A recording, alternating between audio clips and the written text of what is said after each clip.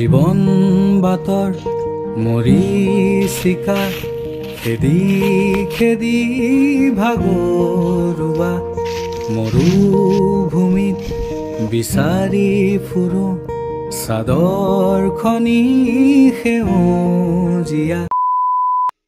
আমি এতিয়া বৰ্তমান গৈ আছোঁ আমাৰ কলেজ কেম্পাছৰ ভিতৰতে থকা এনেকুৱা এটা এৰিয়ালৈ য'ত বৃহৎ পৰিমাণত ৰাবাৰ প্লেণ্টেশ্যন কৰা হৈছে আৰু ইয়াৰ ওচৰতে আছে এটা ডাঙৰ পাইন গাৰ্ডেন। আমি প্লেচটোলৈ যাম আৰু ঠাইখিনি অলপ এক্সপ্ল'ৰ কৰিম।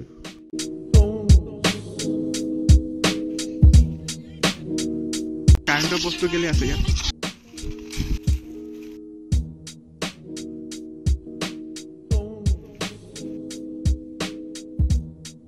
A few moments later. আমি ক'ত আহিছোঁ এবাৰ কৈ দিয়া।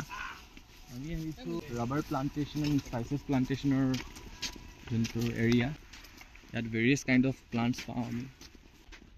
তুমি কিবা ক'বা? কি হ'ল? কি আছে? ৰাবাৰ গাৰ্ডেনত সেই ব্লেক কালাৰ স্পটখিনি চাইডত লগাইছে। এইখিনি ফটো মজা আহিব। বেকগ্ৰাউণ্ড কিবা ক'বা? কেনেকুৱা লাগিছে অনুভৱ কৰি দিয়া। ধুনীয়া ফাৰ্ষ্ট টাইম আহিলোঁ ইয়াতে। ক'ত? বহুত বঢ়িয়া লাগিলে।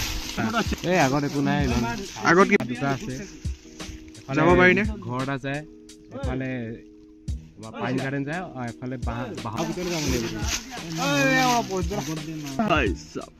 বিশেষ অতিথি মই ঘৰৰ সামনে ছোটা লাগ ৰা বহুত।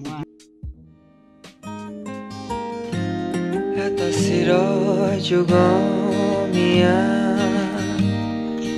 কবিতাৰ প্ৰাণ তুমি আধা লিখা বেদনাৰ গান তুমি লৰালি কাল পখিলাৰ ৰংখিনি কলৈ যোৱা আপোনালোকৰ এইফালে যাব পাৰি। পাইন গাৰ্ডেন আছিল, কিন্তু আমাৰ জনসাধাৰণে ভয় খাই গ'ল। না কাৰেণ্টৰ হেৰি আছে, দিগদাৰ হ'ব কাৰণে। আৰু কি ক'ম আৰু যাৰ মানে হেৰি যাৰ হাৰ্টটো অলপ উইক আছে সেইবোৰ মানুহক ইয়াত আহিবলৈ মই ছাজেষ্ট নকৰা নেকি? আজি মই জিনটোকো মানা কৰিছিলোঁ, কিন্তু বহুত মানুহ আছিলে কাৰণে মই ক'লোঁ ব'লা আমি সহযোগ দিম, ৰাস্তাত আগুৱাই যাবই লাগিব, হয় কি নহয়? পথত আহিছা যদি সেইটো কাৰণে। এইটো সৰিয়হ নেকি?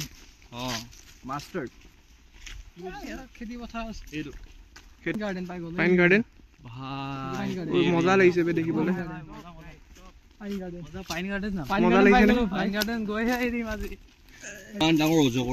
হাতত লাখুটি লৈ লোৱা বে। মূৰ্তি আৰু দুৰ্গা পূজাত যে ওলাই থাকে অসুৰটোৱে আৰু গোটেই দুৰ্গা পূজা কি চলি আছে বে এইবোৰ। যাওঁগে আৰু আমি। এইটো আমাৰ বিশ্বজিৎ আৰু এইটো